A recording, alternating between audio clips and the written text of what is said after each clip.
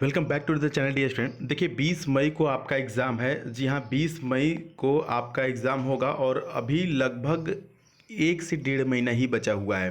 तो इसलिए बिना समय गवाए हुए आपके नए बैच की शुरुआत करते हैं और जीके के इस पहली क्लास से। ठीक है, आपको जीके की और तमाम चीज़ें अब कंटिन्यू मिलेगी। ज़्यादा कुछ नहीं बताएंगे कि कब क्या मिलेगी, बट मिलेगी डेफिनेटली। तो आप सब एकदम कमर कस के तैयार हो जाइए। आइए देखते हैं यहाँ पर पहला question Indian air force intake 0 to 2023 के लिए। ठीक है, 0 to 2023 को मद्देनज़र रखते हुए ये वीडियोस बनाई जाएंगी और साथ ही साथ जो भी प्रीवियस ईयर के क्वेश्चन हैं उनको भी दिए जाएंगे और जिनकी आने की उम्मीद है उनको भी आपको कराया जाएगा। ठीक है, तो अब नॉन स्टॉप क्लासेस आपको मिलने वाली हैं। चलिए देखते हैं पहला यहाँ पर जो क्वेश्चन है वो आपके लिए कि भारतीय संविधान में राष्ट्रपति की चुनाव की प्रणाली किस देश से ली गई है। बहुत बार एयरफोर्स में पूछा गया इंपॉर्टेंट क्वेश्चन है। तो यहाँ पर ऑप्शन क्या हो जाएगा बताइएगा। ऑप्शन नंबर सी हो जाएगा। देखिए भारतीय संविधान में राष्ट्रपति के चुनाव की जो प्रणाली ली गई है वो आयरलैंड से ली गई है। इसके अतिरिक्त राज्यसभा के लिए सदस्यों का मनोनयन भी आयरलैंड से लिया गया है। ठीक है, नेक्स्ट देखिए कि निम्नलिखित में से किस देश के पास लिखित संविधान नहीं है। अब पूछा गया किस देश के पास लिखित संविधान नहीं है, तो यूनाइटेड किंगडम। यूनाइटेड किंगडम के पास अलिखित संविधान है, मतलब कि लिखित नहीं है एवं अलिखित एवं विकसित संविधान कह सकते हैं, बट लिखित नहीं है। अगर बात करें कि सबसे जो है कि प्रथम लिखित संविधान किस देश का है, तो वो है अमेरिका का। ठीक है, अमेरिका का संविधान जो है विश्व का प्रथम लिखित संविधान है। नेक्स्ट है कि निम्नलिखित में से कौन हमारे देश के दोनों सदस्यों में से किसी भी सदस्य का सदन का सदस्य नहीं होता है। तो कौन होता है, तो वो राष्ट्रपति होता है। राष्ट्रपति जो है कि दोनों सदनों में से किसी भी सदन का सदस्य नहीं होता है। नेक्स्ट क्वेश्चन है, देखिएगा ऋग्वेद में सबसे प्रमुख देवता कौन होते हैं। ऋग्वेद में सबसे प्रमुख देवता कौन है बताइए। बहुत ज़्यादा यहाँ पर इंपॉर्टेंट क्वेश्चन आपके लिए है यहाँ पर। तो यहाँ पर आंसर नंबर क्या हो जाएगा ए, यानी कि इंद्र जो है कि ऋग्वेद में सबसे प्रमुख देवता है इंद्र। नेक्स्ट है कि हुमायूं का मकबरा कहाँ स्थित है। तो डियर स्टूडेंट, हुमायूं का जो मकबरा है वो नई दिल्ली में स्थित है। ऑप्शन नंबर क्या हो जाएगा बी। बात करें कि कौन बनवाया है, तो इन्हीं की पत्नी हाजी बेगम ने इसको बनवाया।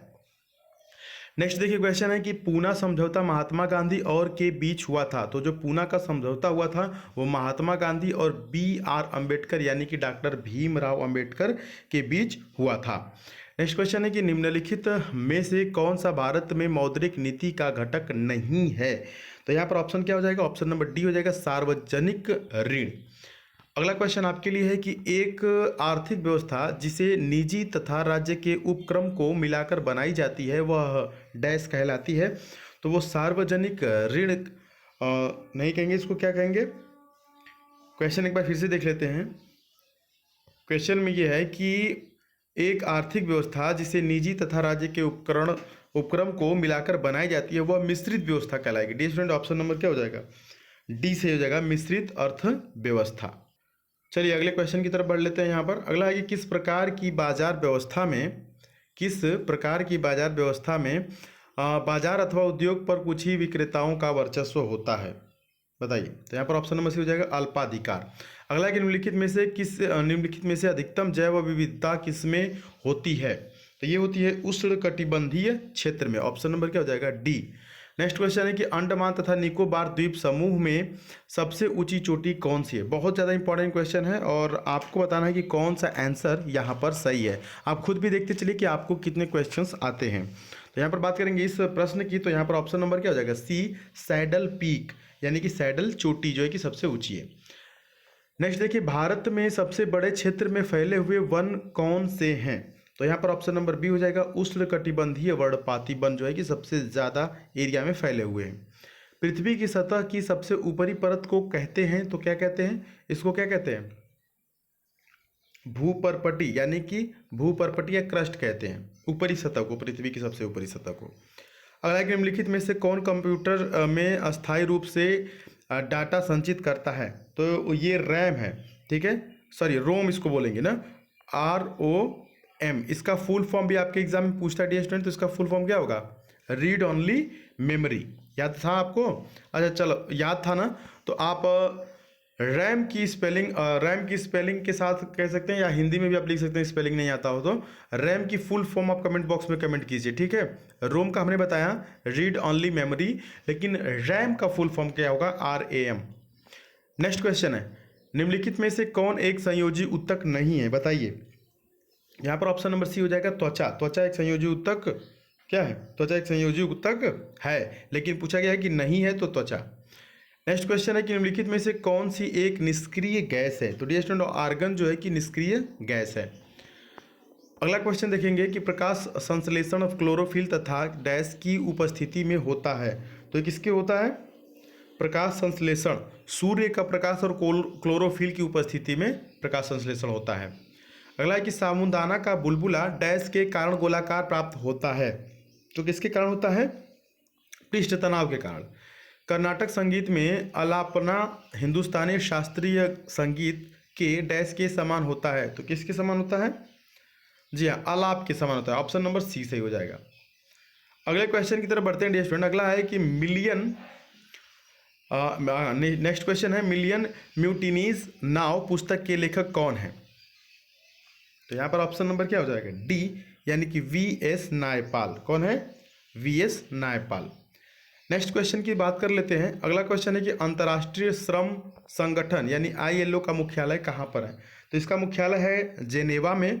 बात करें कि इसकी स्थापना कब हुई थी, तो इसकी स्थापना डियर स्टूडेंट 11 अप्रैल, इसकी स्थापना कब हुई थी, अंतर्राष्ट्रीय श्रम की 11 अप्रैल 1999 यानी कि 1919 में हुई थी, 11 अप्रैल 1919 को, और इसका जो मुख्यालय है वो कहाँ है, जेनेवा में है।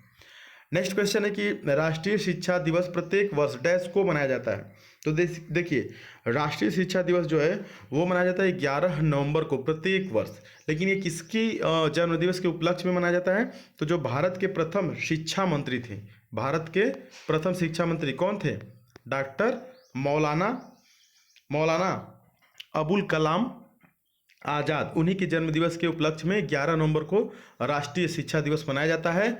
और इसकी शुरुआत अगर पूछ ले तो शुरुआत आप बता सकते हैं कि 11 नवंबर सन 2008 में इसकी शुरुआत हुई थी, यानी कि पहली बार 11 नवंबर 2008 को मनाया गया था। डियर स्टूडेंट ये तमाम क्वेश्चंस आपके लिए, और आप कमेंट करके बताइएगा कि आपके कितने क्वेश्चन सही थे, और आप इसकी PDF या हम आपको क्विज भी प्रोवाइड कराएंगे टेलीग्राम पर। टेलीग्राम पे जुड़ने के लिए आपको द सुधीर पांडे सर्च करना होगा, वहाँ पर जुड़ जाइएगा। वहाँ पर हम आपको क्विज भी भेजा करेंगे जिसको आप सॉल्व करके अपना देखते रहेंगे कि कितना मुझे नंबर मिला है और कितना मैं सही कर पाया हूँ। उसके साथ साथ क्विज सॉल्व करने में थोड़ा इंटरेस्ट भी आता है, ठीक है। बाकी चीज़ों के लिए आप इंस्टाग्राम पे भी फॉलो कर सकते हैं। कोई भी डाउट हो तो कमेंट बॉक्स में ज़रूर पूछ लीजिएगा, ठीक है। बाकी अभी क्लासेस की शुरुआत कर दी गई हैं, और अब ज़्यादा कुछ प्लान नहीं बनाना है, सिर्फ डे नाइट पढ़ना है, स्टडी करना है, ठीक है। चलिए उम्मीद है कि आपको हमारी बातें समझ में आएंगी। मिलेंगे अगली वीडियो में, कोई भी राय तो लिख दीजिएगा। तब तक के लिए जय हिंद।